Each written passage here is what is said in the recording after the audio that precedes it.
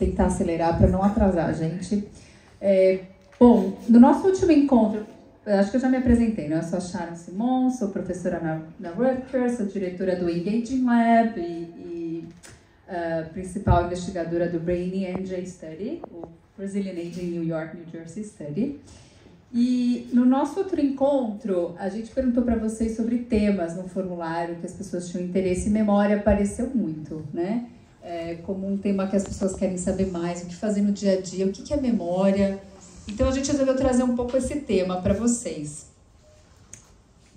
Quero que vocês tentem memorizar essa figura. Agora eu estou vendo aqui como o nosso banner vai ficar muito fácil para vocês de lembrar o nome do nosso estudo. Depois eu pergunto de novo. América do Sul e América.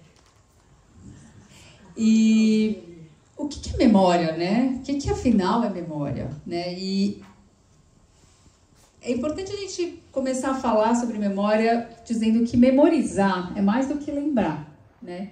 E que a memória é a nossa habilidade em aprender e recordar informações sobre o mundo, sobre as nossas experiências, mas é um processo ativo, não é uma fotografia, né, da realidade. A gente forma as nossas memórias, tem a ver com a nossa cultura, com a nossa história de vida, com as coisas que nos interessam, com questões emocionais.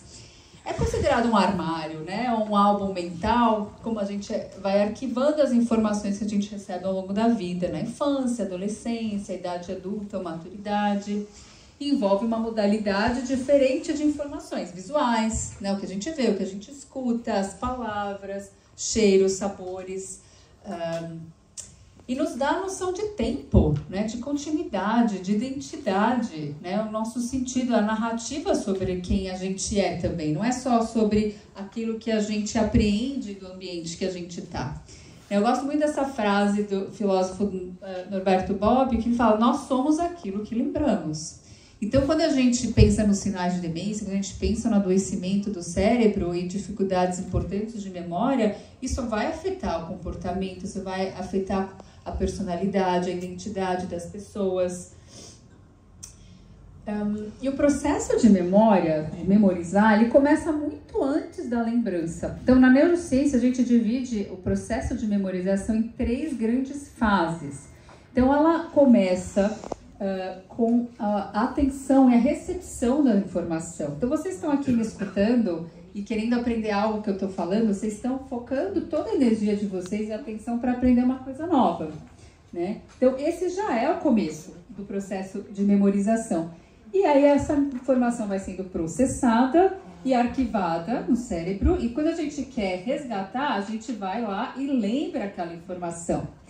Então, o interesse, a relevância e os fatores emocionais e, né, motivacionais vão interferir. Por que isso é dividido separadamente? Porque se alguém tiver, por exemplo, um déficit de atenção, um problema de atenção, ou tiver numa situação cheia de distração, ela não vai fixar aquela informação inicialmente, não vai chegar àquela informação, mas não necessariamente tem um problema no que a gente chama hipocampo, em de fato arquivar no cérebro aquela informação, ou uma dificuldade em resgatar aquela informação. Mas a gente sabe que na doença de Alzheimer, o armazenamento em si é um problema. Então, mesmo que a pessoa esteja prestando atenção, colocando esforço, aquela informação ela é difícil de ser processada no cérebro. Então, a gente sabe, vários estudos das neurociências, que lesões cerebrais diferentes podem impactar diferentes processos da memória. Então, a memória não é uma coisa só, ela tem diferentes fases. Por isso que é importante a gente saber, porque às vezes a gente fala, ixi, eu tô com problema de memória, mas às vezes é um problema de atenção, ou nem é um problema, é uma situação do qual você não pode se focar o suficiente, então aquela informação não foi bem registrada, né? Então, é legal a gente separar isso, porque já dá um alívio, né? Tipo, nem toda a sensação de que a gente tem problema de memória é um problema de memória. Começar a conversa, né? Alguém já sentiu isso? Que estava com dúvida se estava lembrando ou não, mas aí percebeu que a situação da qual estava não era ideal para memorizar algo. E, incrivelmente, esquecer também é importante. A gente fala tanto que é importante lembrar, mas esquecer também é, gente. Nós também somos aquilo que esquecemos. Vocês já pensaram se a gente lembrar de tudo? Será que dá? Principalmente coisa ruim, né? Pois é. o ser humano esquece para poder pensar, para poder conviver, para poder sobreviver. Um grande neurocientista argentino que trabalhou no Brasil há muito tempo, Ivan Esquerdo, essa frase é dele. E eu acho isso muito importante, porque se a gente não fizer esse trabalho, o nosso cérebro faz isso toda noite, é por isso que o papel do sono é tão importante, ele limpa essas memórias bem recentes do dia a dia, que a gente não precisa armazenar tudo. Imagina o computador, o celular, tudo que a gente guarda, começa a dar problema no celular, né? Se a gente não dá os updates. Não dá, né, gente? O nosso cérebro tem um limite. Então, a gente precisa limpar a parte do que a gente aprende no dia a dia. Então, nem tudo vai ficar. Isso no funcionamento normal do cérebro, né? Imagina se a gente memorizasse tudo. Não sei se alguém já leu o Funes, o Memorioso, do Borges, um livro que ele memorizava tudo. E, obviamente, a vida dele virou um grande pesadelo, né? Então, esquecer não é sempre o vilão. Ok. Agora eu pergunto para vocês, a gente tem uma memória ou várias memórias? O que vocês acham? Muitas memórias. Muitas memórias, muitos tipos de memórias também, né? Então, é legal a gente desconstruir que a noção de memória ela é muito abrangente. E as neurociências estudam isso. A gente tem o que a gente fala memória de curto prazo, que basicamente, eu botei minha foto da Ana ali, mas não dá para ver muito bem. As pessoas que vocês estão vendo hoje, né?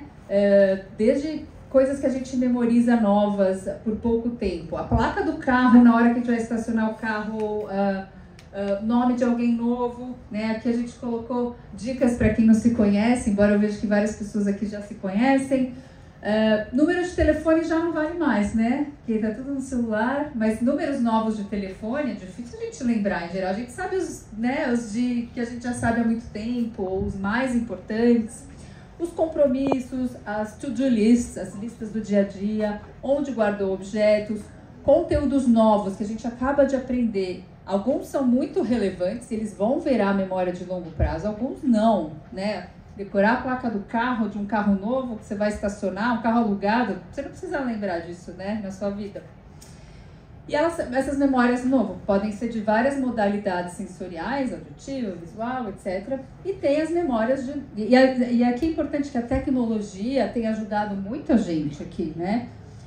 Por um lado, a gente tem muitos recursos tecnológicos e lembretes que a gente pode usar, mas ao mesmo tempo, talvez too much, às vezes, né? Até que ponto a gente delega também muito para a tecnologia e às vezes algumas informações não ficam mais na nossa mente porque tudo está muito tecnológico. Esse é um debate, né? Não estou aqui defendendo que não vamos usar tecnologia, mas entender que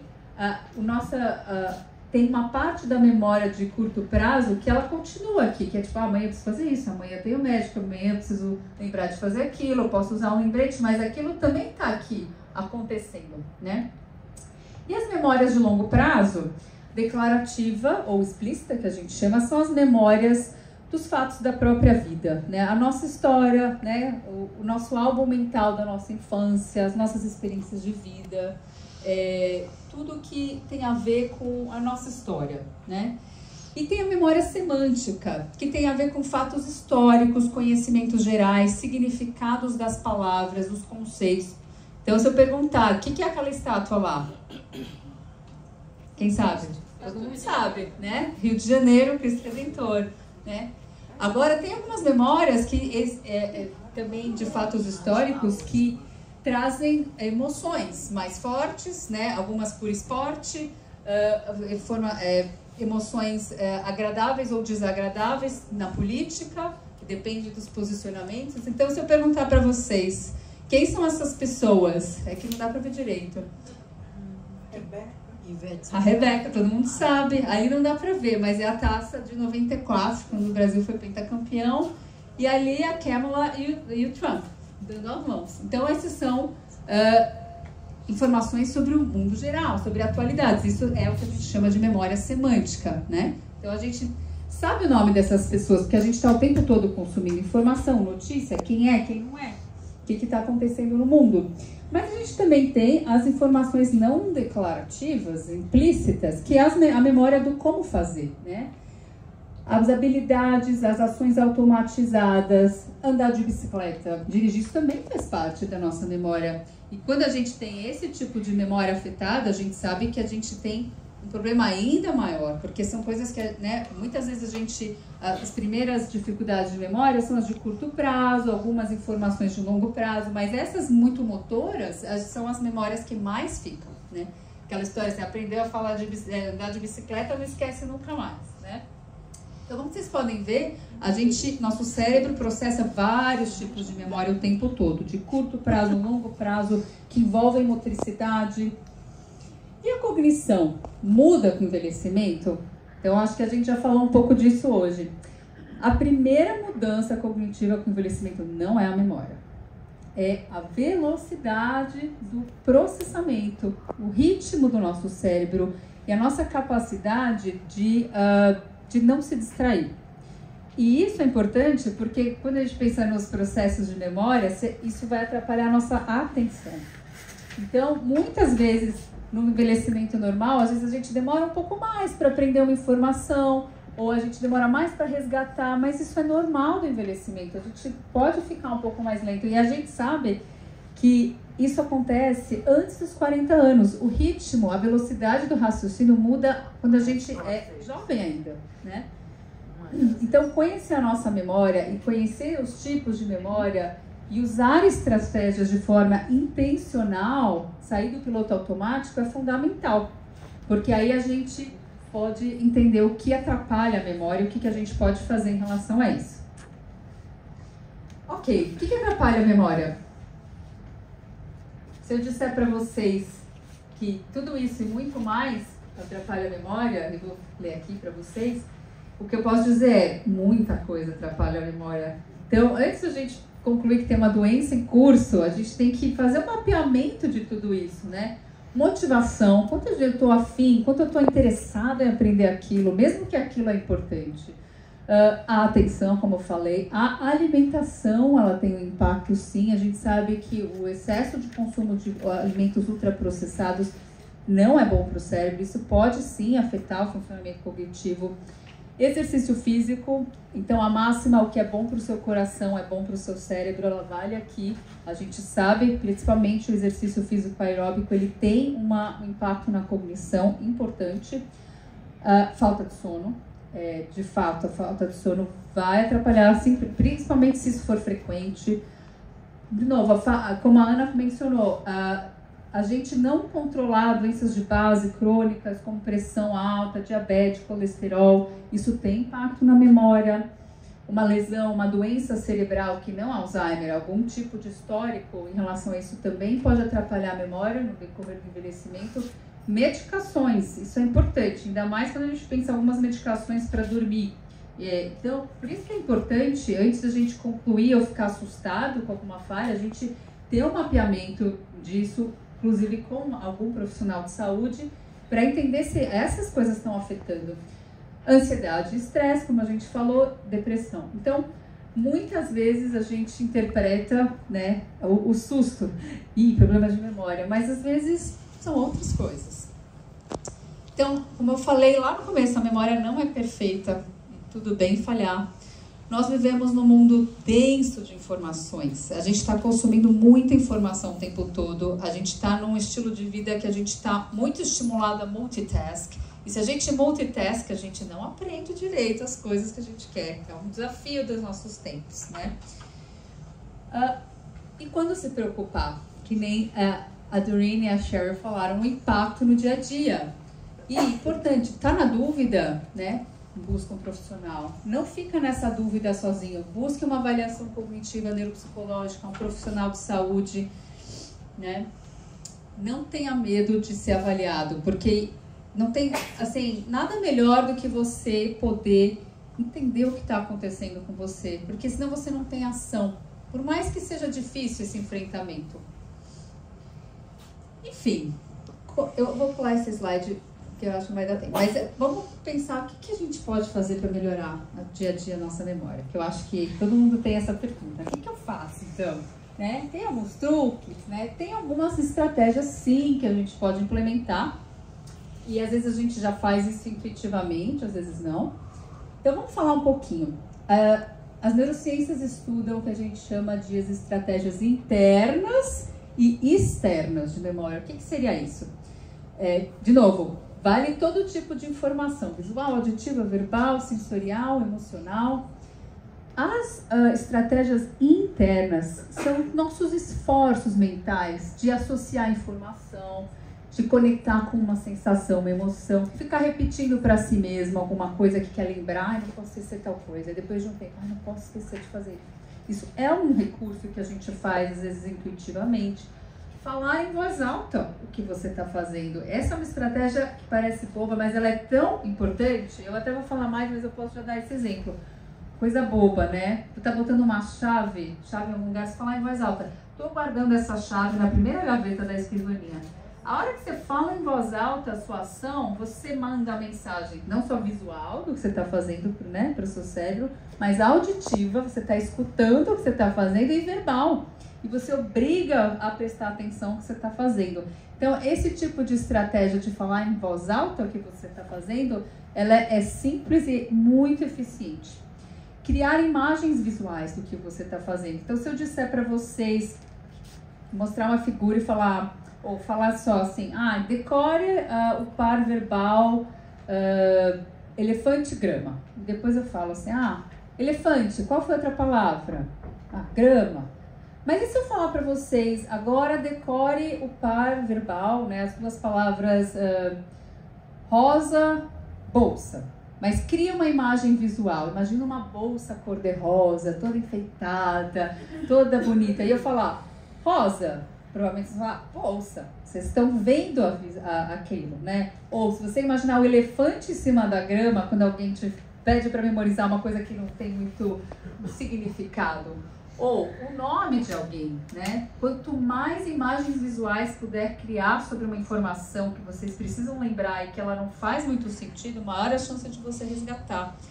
Também tem uma estratégia que muita gente usa no Brasil, acho que mais do que aqui, que é mudar o anel de dedo. Não sei se vocês já fizeram isso. Você lembrar de uma coisa, aí muda o anel de dedo. Às vezes as pessoas lembram, putz, eu preciso lembrar de uma coisa, eu não lembro o que é, mas eu lembro que eu preciso lembrar porque eu mudei o anel de dedo de lugar. E isso é uma pista, né? Então essas pequenas pistas, porque às vezes a gente não consegue anotar, né? E aí entram as estratégias externas, que é anotar, é usar os auxílios externos, é usar o calendário do celular, é usar o lembrete, é usar a Alexa, né?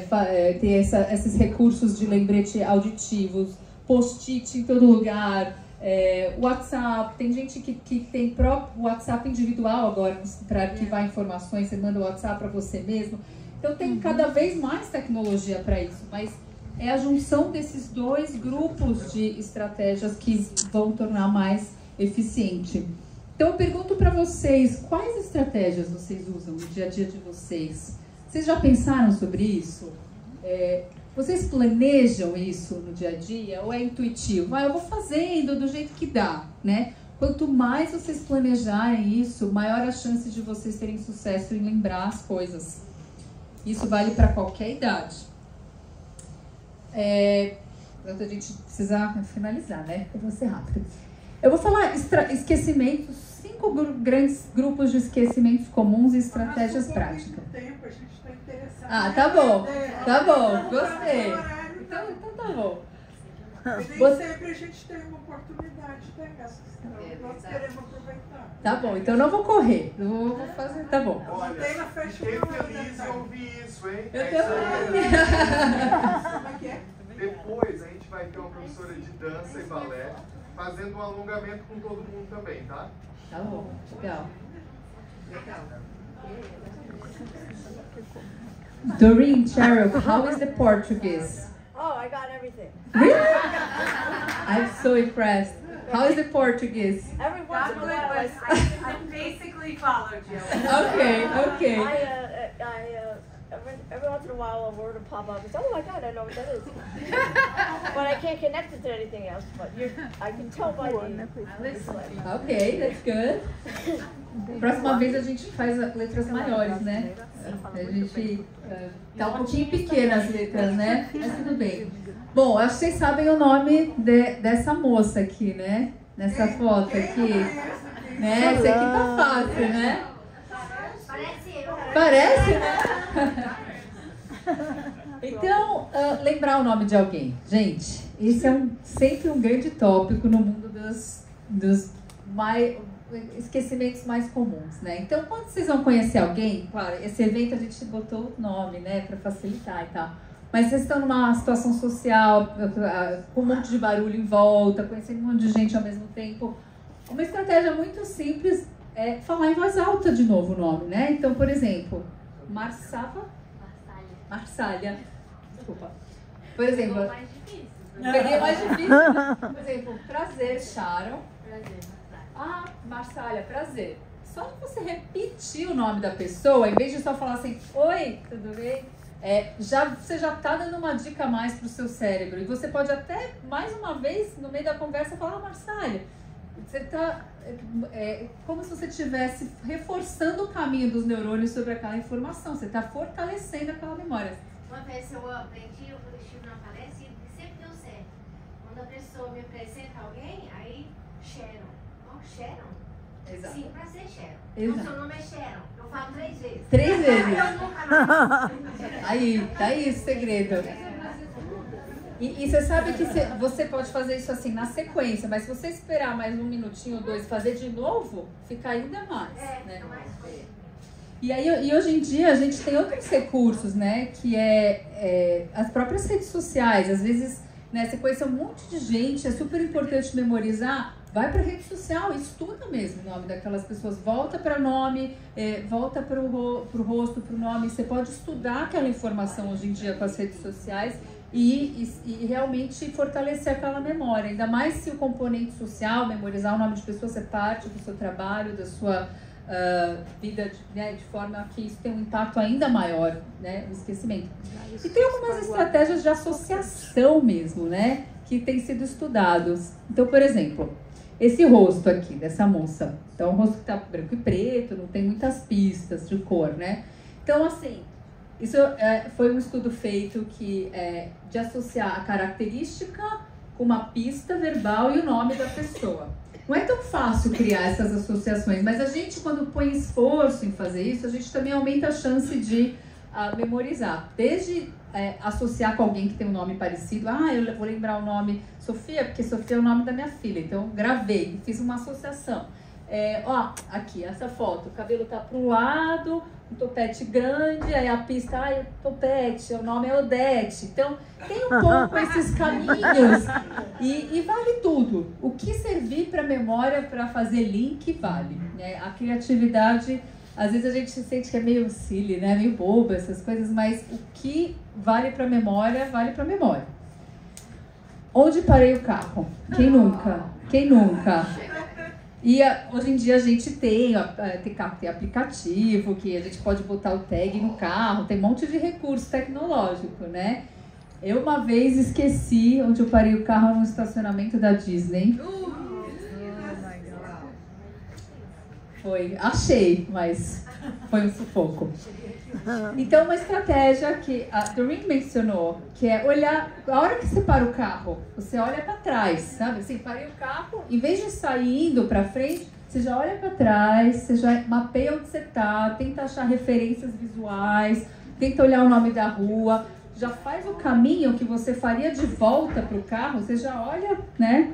Porque isso ajuda a mapear espacialmente melhor. Você está dando pistas do espaço, que não é só, parei tal lugar, tal rua, né? Você está olhando o espaço com várias perspectivas. E pode até tirar uma foto, por que não? Pode tirar foto, não, já tenho a foto do lugar, não vou esquecer. E, claro, aplicativos e tal, do carro e tal. Onde guardei a chave, a carteira, né? Se vocês não têm um lugar fixo em casa, aquele lugarzinho lá da porta, que é o lugar, às vezes acontece, às vezes chega, né? Casa, né? Enfim, as dinâmicas da vida, elas nem sempre seguem as regras que a gente gostaria. Uma dica que vale para tudo que eu estou falando é esteja presente. Novamente, fale em voz alta onde você está guardando. Procure ter lugares fixos para os objetos importantes. Refaça seus passos ou use tags tecnológicos, né? Do celular, find my iPhone, não, relógio, né? Esse tipo de coisa. Mas a ideia de tipo, tô colocando minha chave aqui do ladinho da escrivaninha. Ai, tô vendo que, né, no meu caso, que tem filho pequeno, chega, já tem aquela bagunça. Ai, eu deixei a mochila ali no cantinho, deixei a pasta lá. Pode usar esse recurso de falar em voz alta, às vezes baixinho, né, para você mesmo. O que eu vim pegar? Ixi, o que eu vim fazer? Você chega lá no outro quarto e fala assim, ixi, o que eu vim pegar? Refaça seus passos, mas fisicamente, você volta para o outro quarto. O que eu tava pensando quando eu estava aqui que eu precisei ir para o outro? Isso ajuda.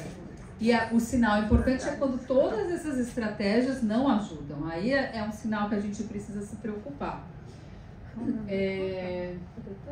E às vezes, né, tentar ao máximo fazer os passos mentais, não só os físicos, de onde você estava, o que você estava pensando.